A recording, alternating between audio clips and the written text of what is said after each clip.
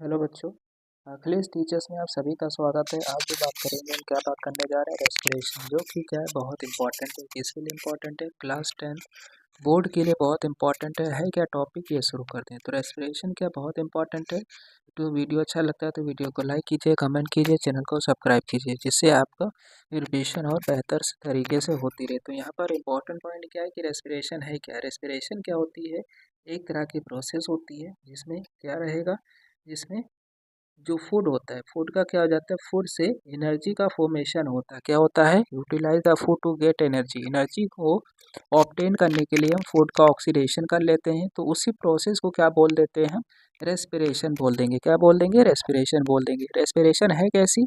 Respiration oxidation reaction है। क्यों है? क्योंकि यहाँ पर फूड के साथ क्या जुड़ जाता है? ऑक्सीजन जुड़ जाता है। अगर फूड के साथ ऑक्सीजन जुड़ गया तो इसका मतलब क्या हो गया? ऑक्सीडेशन। कोई भी कंपाउंड है, अगर उस कंपाउंड के साथ क्या हो जाए, उस कंपाउंड के साथ अगर ऑक्सीजन जुड़ जाता है तो उसका ऑक्सीडेशन हो जाता है। तो यहाँ पर फूड में किसका ऑक्सीडेशन हो रहा है? कार्बोहाइड्रेट्स का ऑक्सीडाइज हो जा रहा है, और जिसकी वजह से क्या मिल रहा है? एनर्जी मिल रही है। क्या मिल रही है बच्चों? एनर्जी मिल रही है। ठीक है। अब यहाँ पर एक बहुत अच्छा पॉइंट है, माइटोकॉन्ड्रिया करता क्या है? माइटोकॉन्ड्रिया ऐसा साइट है जहाँ पर ऐसा कार्य होता है। ठीक।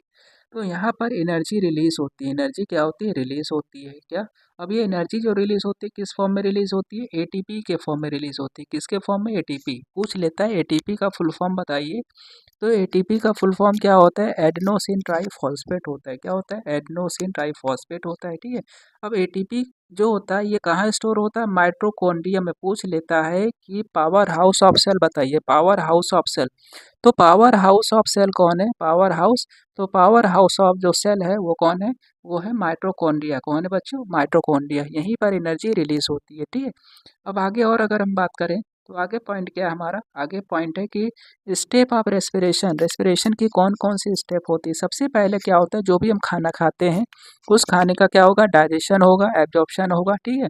एसिमिलेशन होगा। अब एसिमिलेशन के दौरान क्या होगा? वो सेल के पास पहुंचेगा, तो सेल में जाने के बाद क्या होता है? ग्लूकोज का ब्रेकडाउन हो जाता है। किसमें ब्रेकडाउन हो जाता है? पायरुवेट। किसमें टूट जाएगा? पायरुवेट एसिड होती है उसमें टूट जाएगा। ठीक है। अब ये पायरुवेट एसिड ये कहाँ पर होता है? पूछ लेता है कि ग्लूकोज का ऑक्सीडेशन कहाँ पर हो रहा है? तो साइटोप्लाज्म में हो रहा है। कहाँ पर होता है बच्चों? साइटोप्लाज्म में। ठीक है। अब साइटोप्लाज्म में जो ग्लूकोज का मॉलिक्यूल होता है वो ब्रोक डाउन हो जाता है। किसमें? पायरुविक एसिड में। किसमें टूट जाएगा? पायरुविक एसिड में they break down. And then glucose molecule is compose 6 carbon. Glucose compound कितने कार्बन का होता है? सबको पता है, C6 होता है। ठीक है। H12 होता है, और क्या होगा? O6 होता है। तो ये ग्लूकोज का फॉर्मूला है जिसमें 6 कार्बन होते हैं। ये पायरुविक जब एसिड बनता है तो कितने कार्बन का पायरुविक एसिड होता है? 3 कार्बन का पायरुविक एसिड होता है। मतलब कितने मॉलिक्यूल बनेगा? 2 मॉलिक्यूल बनेगा। कितने मॉलिक्यूल बनेगा? 2 मॉलिक्यूल क्या होता है? पायरुविक एसिड बनता है। कितने मॉलिक्यूल पायरुविक एसिड बनता है? 2 मॉलिक्यूल पायरुविक एसिड बनता है। ठीक है। अब ये समझ में आ गया होगा। उसके बाद यहाँ पर ये कार्य हो जाने के बाद फिर दूसरा कार्य शुरू हो जाता है। कौन सा कार्य शुरू हो जाएगा? ये देखते हैं। तो यहाँ पर इसके बाद जो कार्य होता है, जो पायरुविक एसिड होता है उसका फेट होगा। अब ये क्या होता है? ये फर्दर क्या होगा? इसका ब्रेक डाउन हो जाता है। जो पायरुविक एसिड होता है इसका फिर से ब्रेक डाउन होगा, और ब्रेक डाउन कहाँ पर होगा? माइटोकॉन्ड्रिया में होगा। कहाँ पर होगा? माइटोकॉन्ड्रिया में होगा। ठीक है। माइटोकॉन्ड्रिया में जब ब्रेक डाउन हो जाता है तब जा करके क्या होगा? एनर्जी का फॉर्मेशन होता है। तो यहाँ पर भी क्या होता है कि molecule form depend on type of respiration. लेकिन यहाँ पर जो मॉलिक्यूल है उसका किस बेस पर ऐसा कार्य होगा वो डिपेंड होता है कि एरोबिक रेस्पिरेशन होता है कि एनारोबिक रेस्पिरेशन हो रहा है। ठीक है। एरोबिक रेस्पिरेशन का मतलब क्या हो गया? जहाँ पर ऑक्सीजन, अगर कोई भी रिएक्शन ऑक्सीजन के प्रेजेंस में हो रही है इसका मतलब एरोबिक रेस्पिरेशन होती है। एरोबिक रेस्पिरेशन क्या होगा? जब ऑक्सीजन के प्रेजेंस में रेस्पिरेशन होगा तो उसको एरोबिक रेस्पिरेशन कह देंगे। जिसमें पायरुविक एसिड जो होता है वो किस में कन्वर्ट हो जाता है? कार्बन डाइऑक्साइड में। किस में कन्वर्ट हो जाएगा? कार्बन डाइऑक्साइड में। और फिर क्या बनेगा? वाटर मॉलिक्यूल बनेगा, और कुछ अमाउंट में एनर्जी का फॉर्मेशन हो जाता है जिसको एटीपी बोल देते हैं। ठीक है। अब उसके बाद आगे बढ़ते हैं। तो आगे फिर क्या बोल रहा है कि यहाँ पर एनारोबिक रेस्पिरेशन क्या होता है? एनारोबिक रेस्पिरेशन का मतलब हो गया कि ऑक्सीजन नहीं होगा। क्या होगा? Without oxygen. अगर ऑक्सीजन प्रेजेंट नहीं है तो इसका मतलब एनारोबिक रेस्पिरेशन है, जिसमें पायरुविक एसिड जो होता है ये किस में कन्वर्ट हो जाएगा? पूछ लेता है कि एनारोबिक रेस्पिरेशन में ग्लूकोज किस में ब्रेक डाउन हो जाता है? Ethyl alcohol and lactic acid में किस में ब्रेक डाउन हो जाएगा, या तो एथिल अल्कोहल या लैक्टिक एसिड में, ठीक है। अब एथिल अल्कोहल कब बनता है, जब एनारोबिक रेस्पिरेशन होगा। कौन करेगा, माइक्रोब्स, बैक्टीरिया। माइक्रोब्स या बैक्टीरिया जब ऐसा कार्य करते हैं तो वो क्या कहलाता है, वो क्या कहलाएगा, वो एथिल अल्कोहल, ठीक है, एनारोबिक रेस्पिरेशन कहलाएगा, ठीक है। जैसे ईस्ट ले लिया, क्या ले लिया, ईस्ट ले लिया। लेकिन लैक्टिक एसिड कहाँ बनता है, लैक्टिक एसिड माइक्रोब्स कुछ में बनता है और कुछ मसल्स में बनेगा। पूछ लेता है लैक्टिक एसिड का कहाँ फॉर्मेशन होता है, अगर उसने माइक्रोब्स ऑप्शन में नहीं दिया है, मसल दिया है, तो मसल पर टिक करेंगे। मसल्स के जो सेल्स होते हैं ये भी क्या करते हैं, लैक्टिक एसिड बनाते हैं। क्या करते हैं बच्चों, लैक्टिक एसिड का फॉर्मेशन करते हैं, ठीक है। बात समझ आ गया, ठीक है। अब इसके बाद बात करते हैं पेन इन।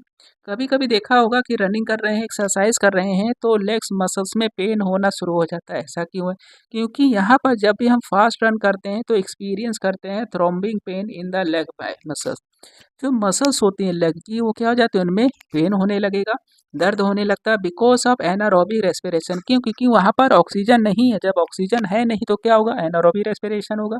तब उस समय क्या बनता है, लैक्टिक एसिड का फॉर्मेशन होगा। क्या बनेगा, लैक्टिक एसिड बनेगा। कहाँ पर, मसल्स में।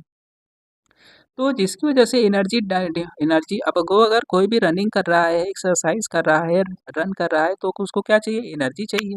मसल्स, तो मसल्स को एनर्जी की डिमांड बढ़ जाती है, और जब ऑक्सीजन नहीं मिलेगा तो क्या बनेगा, उस समय लैक्टिक एसिड का फॉर्मेशन होगा। तो उस समय कौन सा रेस्पिरेशन शुरू हो जाता है, एनारोबिक रेस्पिरेशन शुरू हो जाता है। और जब एनारोबिक रेस्पिरेशन शुरू हो जाएगा तो क्या बनेगा, लैक्टिक एसिड का फॉर्मेशन होता है, ठीक है। तो deposition of lactic acid cause pain and leg muscles, ठीक है। तो याद रखिएगा, मसल्स, लेग मसल्स में पेन क्यों होता है, क्योंकि लैक्टिक एसिड क्या होता है, एक्युमुलेट हो जाता है, डिपॉजिट हो जाता है, इस वजह से ऐसा कार्य होता है। Pain subsides after taking rest, कुछ समय रेस्ट करने के बाद, आराम करने के बाद फिर से क्या होता है, आराम मिल जाता है। तो यही कारण है। क्यों, क्योंकि फिर ऑक्सीजन क्या होता है, फिर से मिलने लगता है। ऑक्सीजन एक लिमिट के फॉर्म में मिलता है ना। अगर ऑक्सीजन उससे ज़्यादा अगर लेंगे तो ऑक्सीजन उतना संभाल भी नहीं पाएगा। कौन नहीं संभाल पाएगा, लंग्स, ठीक है। अब आगे और बात करते हैं एक्सचेंज ऑफ गैसेस। गैसेस का एक्सचेंज कैसे होता है ये यहाँ पर हम समझेंगे, ठीक है। तो गैसों का एक्सचेंज कैसे होगा यहाँ पर ये, तो गैसों का एक्सचेंज में अगर बात करें तो गैसों का एक्सचेंज की अगर बात करें तो गैसों में एक्सचेंज का मतलब हो गया कि एरोबिक रेस्पिरेशन जब भी होगा तो ऑर्गेनिजम्स क्या करता है, ऑक्सीजन की डिमांड होती है। ऑर्गेनिज्म जितने होंगे उनको किस चीज़ की डिमांड होती है, ऑक्सीजन की डिमांड होती है। अब ऑक्सीजन की डिमांड होगी तो क्या बनाएंगे, CO2 बनाएंगे, जो कि एनवायरनमेंट में रिलीज कर देते हैं। तो यहाँ पर different organism use different method for intake of oxygen. सभी तरह के जितने ऑर्गेनिजम्स होते हैं, all different type of organisms require different method of intake of oxygen, ठीक है। तो जैसे कि एक्सप्लोरेशन ऑफ कार्बन डाइऑक्साइड, मतलब ऑक्सीजन लेना है, इनटेक करना है, और CO2 बाहर निकालना है, तो इसको ब्रीदिंग बोल देते हैं। तो ब्रीदिंग करने के अलग अलग ढंग होते हैं। जैसे अगर हम एक्वेटिक फिश की बात कर लेते हैं, तो फिश में क्या है, गिल्स है, ठीक है, क्या है, गिल्स है। और अगर हम अमीबा की बात कर ले तो अमीबा में क्या है, तो अमीबा में ऐसा कुछ भी नहीं है, वो यूनिसेलुलर है। तो यूनिसेलुलर होने की वजह से उनमें कैसे ट्रांसफर होगा, सरफेस से होगा। उनका जो बॉडी का सरफेस होगा उसी से क्या हो जाएगा, उसी से पूरी तरह से ये क्या हो जाएगा, गैस का एक्सचेंज हो जाएगा, ठीक है। अब एक वर्ड आता है डिफ्यूजन, ये भी पेपर में पूछा गया। डिफ्यूजन क्या होता है, इंटरमिक्सिंग। तो यहाँ पर हम बायो पढ़ रहे हैं तो केमिस्ट्री का वर्ड नहीं यूज़ करेंगे। तो ये यूनिसेलुलर एंड कुछ ऑर्गेनिज्म जो होते हैं वो प्रोफेज स्टेज में होते हैं। तो वो क्या करते हैं, वो ऑक्सीजन को लेने के लिए डिफ्यूजन करते हैं। क्या करते हैं, डिफ्यूजन करते हैं, ठीक है। तो प्लांट्स की अगर बात कर लेते हैं, प्लांट्स में कैसे, तो प्लांट में देखते होंगे एक्सचेंज ऑफ गैसेस होता है कि नहीं होता है, ठीक है। तो एनिमल्स की अगर बात कर लेते हैं तो उनमें क्या होता है, एनिमल्स में क्या रहेगा, एनिमल्स में क्या रहेगा, एनिमल्स में क्या रहेगा, तो एनिमल्स में क्या रहेगा, सिस्टम होता है, लंग्स होता है, गिल्स होता है, ट्रैकिया होता है, ऐसी अलग अलग चीज़ें पाई जाती हैं, ठीक है। अब हम उसके बाद बात करते हैं गिल्स। गिल्स क्या होता है, रेस्पिरेटरी ऑर्गन होता है। पूछ लेता है किस में प्रेजेंट होता है, सबको पता है, बहुत आसान वर्ड है, फिश है, ठीक है। फिश ऑक्सीजन इनटेक करती है, कहाँ से लेती है, वाटर से ही ले रही होती है। जो वाटर में ऑक्सीजन डिजोल्व होता है उसी को ले रही होती है, वाटर को नहीं तोड़ती है। क्या करती है, ऑक्सीजन पहले से पानी जो डिजोल्व होता है उसी ऑक्सीजन को ले लेती है, ठीक है। इतनी बात समझ आ गया। उसके बाद बात करते हैं, फिर कुछ ऐसे भी होते हैं जो एक्वेटिक नहीं होते हैं, तो सांस किससे लेंगे, वो सांस किससे लेंगे, तो ये सांस किससे लेंगे, हो सकता है इनके पास बुक लंग्स हो, क्या प्रेजेंट हो, बुक लंग्स। बुक लंग किसमें पाया जाता है, जो किंग क्रैब है उसमें बुक लंग्स पाए जाते हैं, लंग्स की लेयर्स पाई जाती है।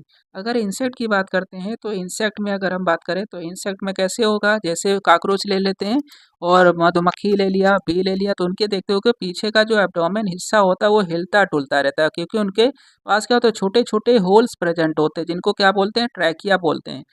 इंसेक्ट में क्या होगा, इंसेक्ट में पीछे देखते होगे छोटे छोटे होल्स प्रेजेंट होते हैं, इनको ट्रैकिया बोलते हैं। क्या बोलते हैं, ट्रैकिया बोलते थे। इसी ट्रैकिया से इंसेक्ट क्या करते हैं, सांस लेते हैं या ब्रीदिंग करते हैं। ठीक है बच्चों, तो ये बहुत इंपॉर्टेंट पॉइंट था। टेरेस्ट्रियल की अगर बात कर लेते हैं तो टेरेस्ट्रियल में क्या होगा बच्चों, बहुत आसान, लंग्स होता है।